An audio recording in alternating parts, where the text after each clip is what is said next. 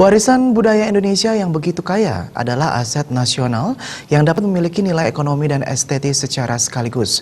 Inilah yang ditunjukkan oleh desainer perhiasan Rooney Palar selama 40 tahun karirnya sebagai desainer perhiasan perak.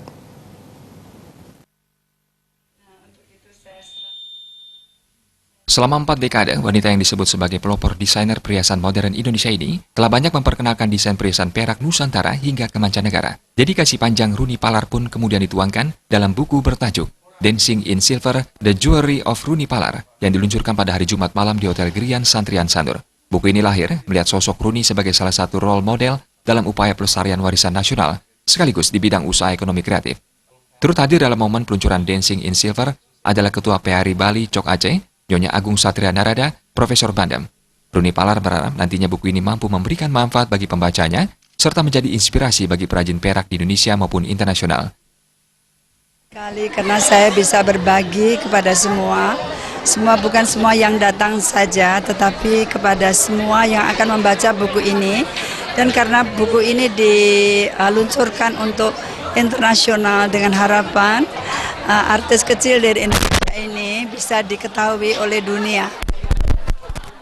Sementara itu, Ketua PHRI Bali, Cokorda Arta Adana Sukawati merasa bangga dengan diluncurkannya buku ini.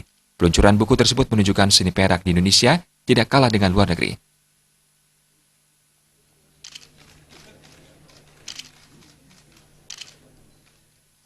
Ya, kami merasa bersyukur sekaligus bangga, salut dengan diluncurkannya buku launching bukunya Pak Ibu Rooney hari ini.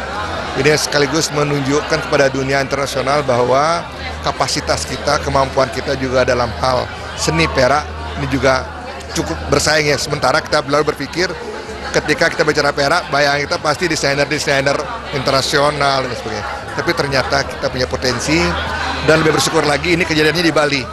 Akan menambah lagi kekayaan Bali sebagai destinasi. Dancing in Silver, The Jewelry of Rooney Palar, ditulis oleh Bruce W. Carpenter, sosok yang telah merilis lebih dari 20 buku tentang kerajinan dan budaya Indonesia.